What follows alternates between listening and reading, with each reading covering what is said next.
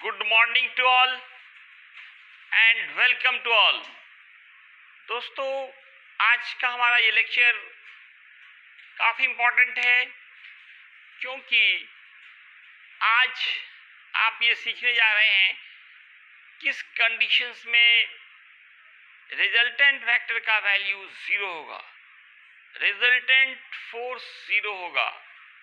एक ही ऑब्जेक्ट पे डिफरेंट फोर्स लग रहे हो, कई फोर्स, और फिर भी ऑब्जेक्ट के पोजीशन में कोई चेंजिंग नहीं हो रहा हो, तो दोस्तों ये कब होगा? जब रिजल्टेंट फोर्स ज़ीरो हो। इसमें ये याद रखना है आपको, if the vector sum of two forces is equal to the third force, if the vector sum of two forces is equal to the third force, then the resultant force will be zero. अगर दो vector का सम तीसरे के बराबर हो, direction opposite हो, तो उनका रिजल्टेंट फोर्स का मान जीरो होता है। एक तरीका तो वो है, और दूसरा एक लैमीज थ्योरम से बनाया जाता है। लैमीज थ्योरम, लैमीज नाम है एक मैथमेटिशियन का, साइंटिस्ट का। उनका ये कहना था कि अगर एक ही ऑब्जेक्ट पे थ्री फोर्स अलग अलग डायरेक्शंस में लग रहे हो और उस कंडीशंस में F1 by sine alpha equal F2 by sine beta equal हो F3 by sine gamma, then resultant force will be zero. एक ही ऑब्जेक्ट पे तीन फोर्स अलग अलग डायरेक्शन में लग रहे हो और फिर F1 by sine alpha equal हो F2 by sine beta equal हो F3 बाई साइन गामा, तब वैसे कंडीशंस में रिजल्टेंट फोर्स जीरो होता है। काफ़ी फेमस है ये लैमीज थ्योरम। और तीसरा कंडीशन कि अगर इक्वल और अपोजिट फोर्स लग रहे हो, दो ही फोर्स की बात अगर करते हैं, इक्वल और अपोजिट फोर्स लग रहे हो, तब भी रिजल्टेंट फोर्स जीरो हो जाएगा। एक ही ऑब्जेक्ट है, उसको दो आदमी सेम फोर्स से अपोजिट डायरेक्शन में खींच रहा है, तो वो ऑब्जेक्ट किसी डायरेक्शन में नहीं जाएगा। आप बेंच पे बैठे हुए हैं फिर भी नहीं गिर रहे हैं, कारण इक्वल और अपोजिट फोर्स लग रहा है, तो बैलेंस फोर्स जीरो है। ये छत नहीं गिर रहा है, क्यों नहीं गिर रहा है? कि इस पे इक्वल और अपोजिट फोर्स लग रहे हैं। कितना फोर्स ग्रेविटी का डाउनवर्ड लग रहा है, उतना भी जो नॉर्मल रिएक्शन फोर्स है वो अपवर्ड लग रहा है। जब जब इक्वल और अपोजिट फोर्स लगते हैं तो रिजल्टेंट फोर्स जीरो हो जाते हैं। तो आइए दोस्तों, आज हम सीखते हैं कि रिजल्टेंट फोर्स जीरो कब होगा। इसको नोट में लिखा जाए क्योंकि it is very important topic. If the vector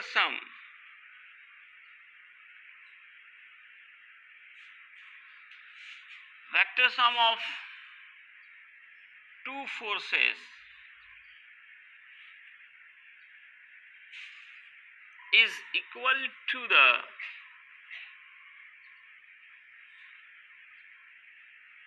third force,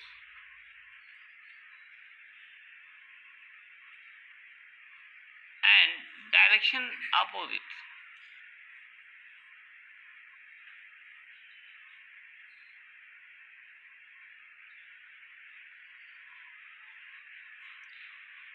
then the resultant force will be zero.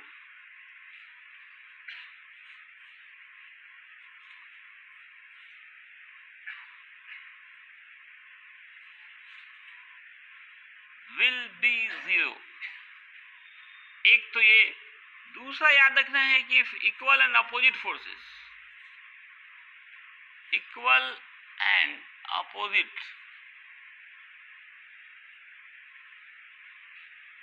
If two कही, यहाँ पे दो की फोर्स की बात कर रहे हैं, two equal and opposite forces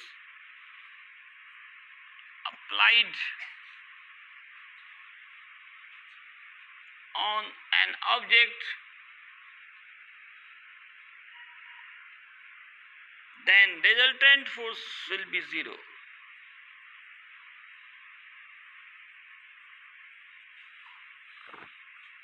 ये 3 के लिए बताइए 2 forces equal to the third force. ये जब 3 फोर्स लग रहा हो तब है, ये जब 2 फोर्स लग रहा हो तो उस कंडीशन में बताया जा रहा है इक्वल हो अपोजिट हो तो रिजल्टेंट फोर्स 0 होगा। एक ऑब्जेक्ट है, इस पे एक फोर्स इधर लग रहा है F1 और इतना ही फोर्स ये लग रहा है F2। आप देख सकते हैं दोनों का डायरेक्शन अपोजिट है तो net force resultant force will be 0। कब होगा? जब F1 इक्वल हो F2 के। डायरेक्शन अपोजिट आप देख ही रहे हैं। इस कंडीशंस में रिजल्टेंट फोर्स 0 हो जाता है। और इस कंडीशंस में ये कह सकते हैं इफ देयर आर 3 फोर्सेस और vector sum of 2 forces F1 vector plus F2 vector is equal to the F3 vector then the resultant force will be 0। 2 का वेक्टर सम तीसरे के बराबर हो तो रिजल्टेंट फोर्स 0 होंगे। या कई फोर्सेस हो और सबका वेक्टर सम 0 हो जाए तब भी रिजल्टेंट फोर्स 0 हो जाएगा। कई फोर्स हो और सबका वेक्टर सम 0 हो जाए तब भी रिजल्टेंट फोर्स क्या होगा दोस्तों? 0 होगा। इफ द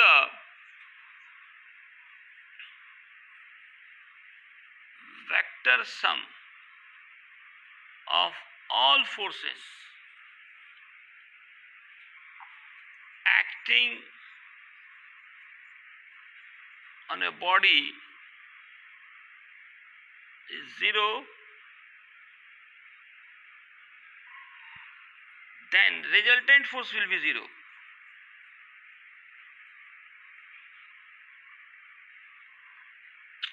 इक्वल और अपोजिट फोर्स का दूसरा एग्जांपल आप ले सकते हैं। जैसे आप बेंच पे बैठे हुए हैं और आप पे एक फोर्स नीचे की तरफ लग रहा है wait,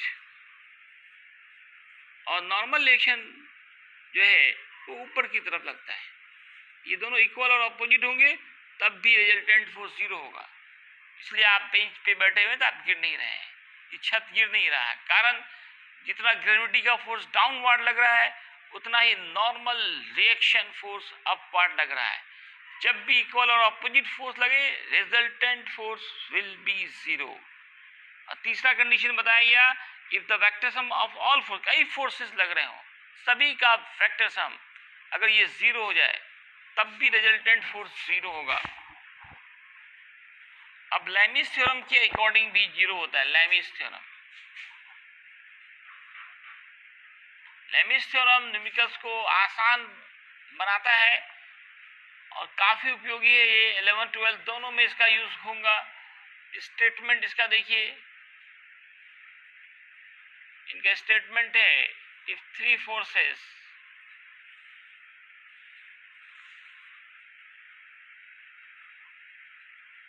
are acting on an object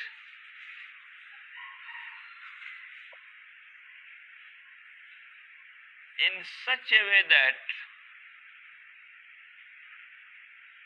इस प्रकार की F1 बाई साइन अल्फा ये बराबर हो F2 बाई साइन बीटा, ये बराबर हो F3 बाई साइन गामा,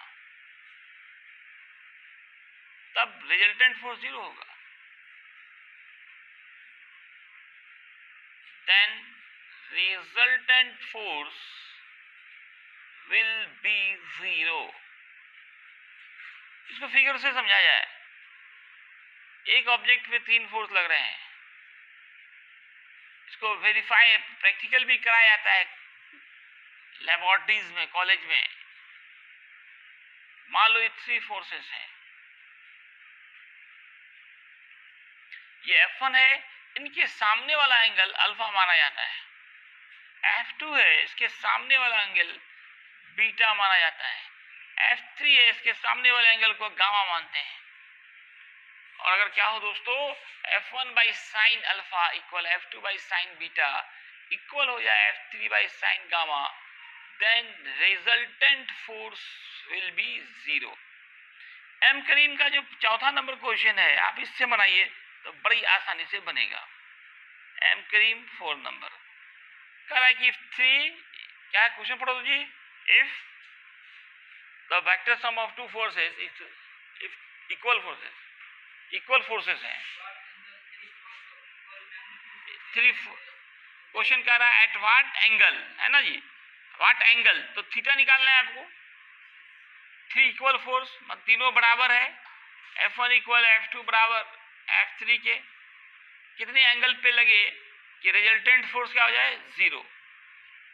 ये ना जी, रिजल्टेंट फोर्स 0, क्वेश्चन कह रहा है कि रिजल्टेंट फोर्स 0 हो जाए। आप लेमिस थ्योरम लगा दिए, बड़ा आसानी से बन जाएगा आपका।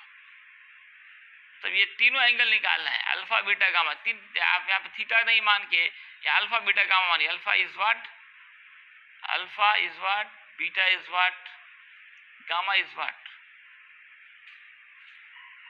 इस तीनों के बीच का कितना डिग्री का कोण बनेगा ताकि रिजल्टेंट फोर्स 0 हो जाए। और तीनों फोर्स बराबर हैं, तीनों फोर्स मान में बराबर हैं और रिजल्टेंट फोर्स क्या कर रहा है, 0। तो ये एंगल कितना होगा, अल्फा क्या होगा, बीटा क्या होगा, गामा क्या होगा। तो रिजल्टेंट 0 होने के लिए क्या कंडीशन है, और 0 रिजल्टेंट फोर्स। देखो आ रहा यूसुफ अच्छे से, यूसुफ नहीं आ रहा, इसको उठाओ।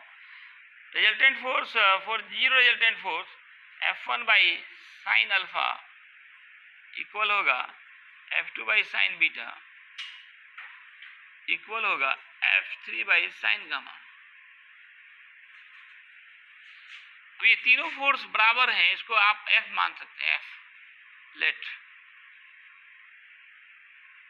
तीनों में F बटा दें, F by sine alpha, F by sine beta, कुछ भी मान सकते थे, X मान सकते थे, Y मान सकते थे, हमने F ही मान लिया, फोर्स है।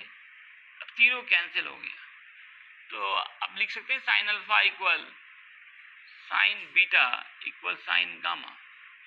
सो अल्फा बराबर बीटा, बीटा बराबर गामा। तीनों एंगल्स बराबर हो गए, अल्फा बराबर बीटा और बीटा बराबर गामा। तीनों एंगल्स क्या हो गए, बराबर। तीनों एंगल्स का सम कितना होता है, अब ये बताइए आप। कोई पॉइंट कितना का एंगल बनाता है, 360। तो तीनों एंगल का सम जो होगा alpha plus beta plus gamma कितना होगा, 360। तीनों को अल्फा लिखिए, alpha plus alpha plus alpha 360, thrice alpha 360, alpha 360 by 3, alpha is equal to 120। Cut करो, कितना आया, 120। हैंस तीनों एंगल्स इक्वल होंगे, alpha equal beta equal gamma 120 degree. तो रिजल्टेंट फोर्स क्या हो जाएगा, 0 हो जाएगा। देखिए इसको एक और तरीका था, जैसे हमने आपको कल पिछले क्लास में जो एक न्यूमेरिकल बताया था, P vector plus Q vector is R vector, और तीनों का मैग्नीट्यूड बराबर था, तीनों फोर्स बराबर है, तो मैग्नीट्यूड क्या हो, बराबर हो गया। तो उस वैसे कंडीशन में एंगल कितना था, तो कितना था, एंगल आया था 120 डिग्री। तो उस तरीके से भी बना सकते हैं, लेकिन ये थोड़ा ज़्यादा ईजी पड़ता है, लैमिस थ्योरम। इसे आगे के भी चैप्टर्स में, खासकर 12th में इस पर काफ़ी ज़्यादा यूज होने वाले हैं। कौन सा थ्योरम, लैमिस थ्योरम। क्या कहता है, एक ही ऑब्जेक्ट पे 3 फोर्स अलग अलग डायरेक्शंस में लग रहे हो तब भी रिजल्टेंट 0 हो सकता है। कब होगा, जब F1 by sine alpha, main formula याद रखना है, F1 by sine alpha equal F2 by sine beta और इक्वल हो F3 बाई साइन गामा की। अल्फा बीटा गामा याद रखना है कि F1 अगर फोर्स लेते हैं तो एंगल जो है F2 और F3 के बीच का लेंगे, F2 लेते हैं तो अदर 2 फोर्स के बीच का एंगल, मतलब F1 और F3 के बीच का एंगल। F3 ले रहे हैं तो एंगल कौन ले रहा है, F1 और F2 के बीच का एंगल। ठीक है दोस्तों, आज की क्लास इतना ही है, धन्यवाद।